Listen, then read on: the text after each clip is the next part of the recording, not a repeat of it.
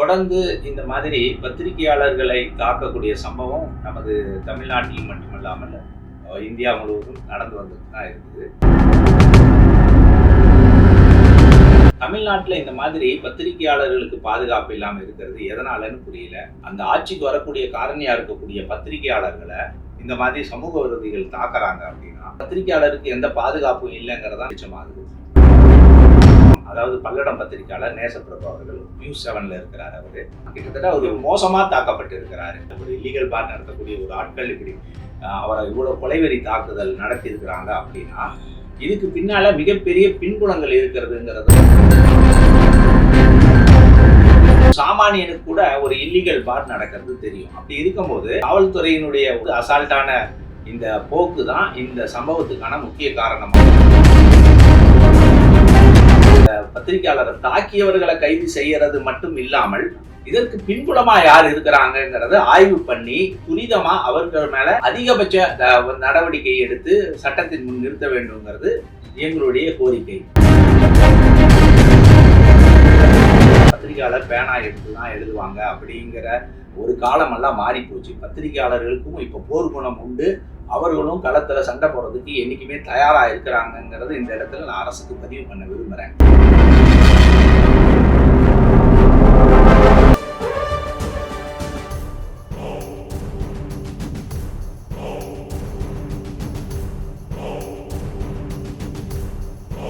வணக்கம். நம்முடைய அரங்கத்திற்கு all India press media association president Velmurugan அவர்கள் வந்திருக்காங்க.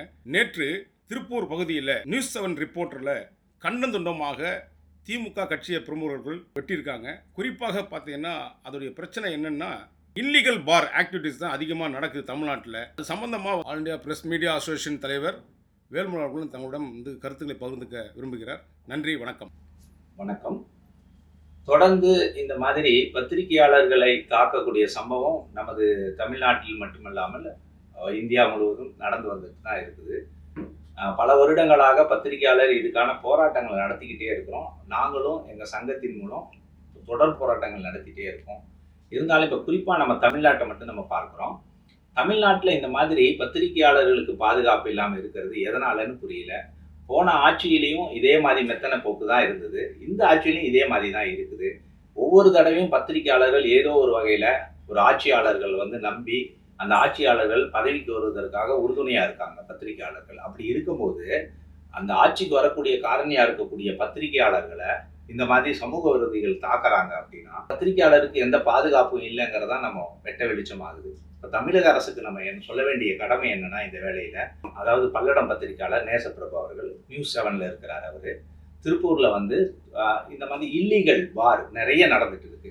பார் மட்டும் கிடையாது, கஞ்சா வியாபாரம் மற்றும் குட்கா போதைப் பொருட்கள் வியாபாரம்லாம் நடந்துட்டு இருந்தாரு. இதை அவரு தட்டி கேட்கிறாரு. அப்படி தட்டி கேட்கும் போது இது சம்பந்தமா காவல்துறைக்கும் அவரு தொடர்ந்து தகவல் கொடுத்த வண்ணம் இருக்கிறாரு.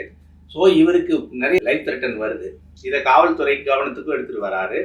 ஆனா காவல்துறை என்ன பண்றாங்க, மெத்தனமா இருந்துறாங்க. சம்பவம் நடக்கிறதுக்கு முன்னாடி கூட காவல்துறைக்கு இந்த விஷயத்தை கன்வே பண்றாரு. ஆனா காவல்துறை துரித நடவடிக்கையாகவும் விட்டுறாங்க. அதனால அவங்க காவல்துறையினுடைய அசால்ட்டான இந்த போக்கு தான் இந்த சம்பவத்துக்கான முக்கிய காரணமா இந்த இடத்துல நம்ம பார்க்க வேண்டிய இடத்துல இருக்கிறோம். ஸோ அவரை பார்த்தீங்கன்னா கிட்டத்தட்ட ஒரு மோசமா தாக்கப்பட்டு இருக்கிறாரு. ஒரு இல்லீகல் பார் நடத்தக்கூடிய ஒரு ஆட்கள் இப்படி அவரை இவ்வளவு கொலைவெறி தாக்குதல் நடத்தி இருக்கிறாங்க அப்படின்னா இதுக்கு பின்னால மிகப்பெரிய பின்புலங்கள் இருக்கிறதுங்கிறத நம்ம கவனத்தில் எடுத்துட்டு வரணும். ஒரு சாமானியன் ஒருத்தனை இந்த அளவுக்கு தாக்கிட முடியாது. அவனுக்கு பின்னாடி மிகப்பெரிய சக்தி ஒன்று இயங்கிட்டு இருக்குது அப்படிங்கிறத இந்த வேலையில நம்ம பார்க்க முடியுது.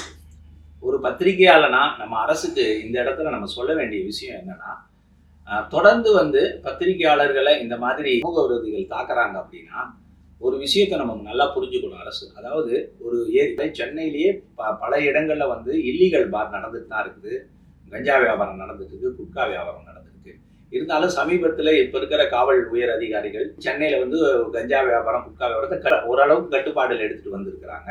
இருந்தாலும் பாத்தீங்கன்னா இல்லீகல் பார் நிறைய இடத்துல இருக்கு. நாங்க அதுக்கான புள்ளி விவரமே வச்சிருக்கோம். எங்களோட சார்பாக நாங்க வெளிப்படுத்துவோம். தொடர்ந்து இப்படி தொடர்ந்து பல இடங்கள்ல பரவலா சென்னை மற்றும் புறநகர் பகுதிகளில் இல்லீகல் பார் நடந்துகிட்டு தான் இருக்கு. அது இல்லைன்னு சொல்லிட முடியாது. ஒரு சாமானியனுக்கு கூட ஒரு இல்லீகல் பார் நடக்கிறது தெரியும். அப்படி இருக்கும்போது காவல்துறைக்கு தெரியாம இருக்கிறதுங்கிறது கண்டிப்பான ஒரு வேடிக்கையான விஷயமா இருக்கு. அப்போ ஒரு காவல்துறைக்கு தெரிஞ்சுதான் இந்த மாதிரி இல்லீகல் பார் நடக்குதுங்கிறது உண்மை. அப்படி இருக்கும்போது இப்போ திருப்பூர்ல நடந்த சம்பவம் வந்து கண்டிப்பா காவல்துறைக்கு இந்த மாதிரி ஒரு பார் நடக்குது அப்படிங்கிறது தெரியும். அதே மாதிரி இந்த பத்திரிகையாளர் அதை தெரியப்படுத்தியும் இருக்கிறாரு. இவங்க எப்படி அது மேல நடவடிக்கை எடுக்காம விட்டாங்கங்கிறது ஒரு கேள்விக்குறி தான். அதே மாதிரி ஒரு பத்திரிகையாளங்கிறது மிகப்பெரிய பலமான ஒரு அப்படிப்பட்ட ஒரு மனிதனையே ஒரு சமூக விரோத கும்பல் தாக்குதுன்னா இது வந்து தவறான முன்னுதாரணமா இருக்கும். உண்மையை வந்து வெளிச்சத்துக்கு எடுத்துக்கொண்டு வரக்கூடிய பத்திரிகையாளனுடைய குரல் வலையை நசுக்கிற மாதிரி ஆயிடும். ஏன்னா நேர்மையா ஒரு பத்திரிகையாளன் செயல்படாம தன்னிச்சையா செயல்படுத்த முடியாம இந்த சம்பவம் வந்து அதுக்கான முன்னுதாரணமா திகழுங்கிறது அரசுக்கு நாங்க சொல்ல விரும்புறோம். ஆகவே அரசு வந்து பாதிக்கப்பட்டிருக்கிறாரு, அவருக்கு மருத்துவ சிகிச்சைக்கு 3 லட்சம் கொடுத்துருக்காங்க. அதெல்லாம் பாராட்ட வேண்டிய விஷயம்தான். இது வந்து கரெக்ட் தான். இது வந்து எந்த அரசா இருந்தாலும் இது செய்யத்தான் போறாங்க. பட் இது வந்து நடந்து முடிஞ்ச பிறகு ஒரு மனிதனுக்கு வந்து சிகிச்சை கொடுக்கறதுனால இதுக்கு சரியான தீர்வா அப்படின்னா அது சரியான தீர்வு கிடையாது. அதுக்கு முன்னாடியே அரசு தன்னுடைய வலிமையை பயன்படுத்தி சமூக விரோத கும்பலை கட்டுப்படுத்தணும். இதுக்கு யார் பின்புலமா செயல்படுறாங்க? ஏன்னா உங்களுக்கு ஒரு யதார்த்தத்தை நம்ம புரிஞ்சுக்க வேண்டிய இடத்துல இங்க இருக்கிறோம். அதாவது ஒரு அரசு ஒரு இல்லீகல் பார் நடக்குது அப்படின்னா கண்டிப்பா ஒரு ரூலிங் பார்ட்டி, அந்த ரூலிங் பார்ட்டியுடைய ஏதோ ஒரு பிரமுகருடைய ஆதரவு இல்லாம அந்த மாதிரி நடத்துறதுக்கான சந்தர்ப்பமே இல்லாது. எதிர்கட்சிக்காரங்களால நடத்த முடியாது. ஏன்னா ரூலிங் பார்ட்டி இருக்கும்போது அதை வந்து உடனே நடத்த விடாம பண்ணிடுவாங்க. அப்போ ஏதோ ஒரு வகையில ரூலிங் பார்ட்டியினுடைய ஒரு பிரமுகர் இதற்கு பின்புலமா இருக்கிறாருங்கிறது இந்த வேளையில நம்ம வந்து இதை பதிவு பண்ண விரும்புறோம். ஆகவே அரசு வந்து அதை யாருன்னு உடனடியாக இந்த பத்திரிகையாளரை தாக்கியவர்களை கைது செய்யறது மட்டும் இல்லாமல் இதற்கு பின்புலமா யார் இருக்கிறாங்கிறத ஆய்வு பண்ணி துரிதமா அவர்கள் மேல அதிகபட்ச நடவடிக்கை எடுத்து சட்டத்தின் முன் நிறுத்த வேண்டும்ங்கிறது எங்களுடைய கோரிக்கை. தொடர்ந்து எந்த ஆட்சியா இருந்தாலும் எந்த ஒரு வாய்ப்பையும் வழங்க மறுக்கிறது அரசு. இப்போ சமீபத்தில் ஒரு கவுன்சில் ஆஃப் இந்தியாவுடைய ஒரு கூட்டம் நடந்துச்சு. அந்த கூட்டத்துல நல்ல தீர்மானங்கள் எடுத்துட்டு வந்தாலும் சில சமூக விரோத செயல்கள் என்ன பண்றாங்க, அக்ரெடிடேஷன் கார்டு வந்து நிறைய பேர் RNA இருக்கிறவங்களுக்கு தர வேண்டாங்கன்னு மறுக்கிறாங்க. அதெல்லாம் ஒரு தவறான செயல். இப்போ பத்திரிகையாளராக அடையாளப்படுத்தப்பட்ட பத்திரிகையாளனுக்கு அரசு அங்கீகாரம் கொடுத்தால் மட்டும்தான் பத்திரிகையாளர் சுதந்திரமா செயல்படுத்த முடியும். அதே மாதிரி ஒவ்வொரு அமைப்புக்கும், மருத்துவ அமைப்பா இருக்கட்டும், மற்ற இன்ஜினியரிங், நிறைய எல்லா அமைப்புக்கும் ஒரு தனி சட்டம் வகுத்து அதற்கான பாதுகாப்பு வழங்கப்படுகிறது. ஆனா பத்திரிகையாளர்களுக்கு தனிப்பட்ட சட்ட வரைமுறைப்படுத்தி பாதுகாப்பு வழங்கப்படவில்லை இதுவரைக்கும். ஆகவே அரசு அதை தனியாக கவனத்தில் எடுத்துட்டு வந்து பத்திரிகையாளர்களுக்கு பாதுகாப்பு வழங்க வேண்டிய சட்டத்தை துரிதமாக செயல்படுத்த வேண்டும் என்பதை இதன் மூலம் நான் கேட்டுக்கொள்கிறேன். இந்த வேளையில் வந்து அரசுக்கு நாங்கள் வந்து ரொம்ப முக்கியமாக சொல்ல வேண்டிய விஷயம் என்னன்னா, பத்திரிகையாளர் ஒரு நடுநிலையா இருந்துட்டு உண்மையை வந்து வெளிப்படுத்தக்கூடிய இடத்துல இருக்காங்க. பத்திரிகையாளர் பேனா எடுத்து தான் எழுதுவாங்க அப்படிங்கிற ஒரு காலமெல்லாம் மாறி போச்சு. பத்திரிகையாளர்களுக்கும் இப்போ போர்க்குணம் உண்டு. அவர்களும் களத்துல சண்டை போடுறதுக்கு என்னைக்குமே தயாரா இருக்கிறாங்கிறது இந்த இடத்துல நான் அரசுக்கு பதிவு பண்ண விரும்புறேன்.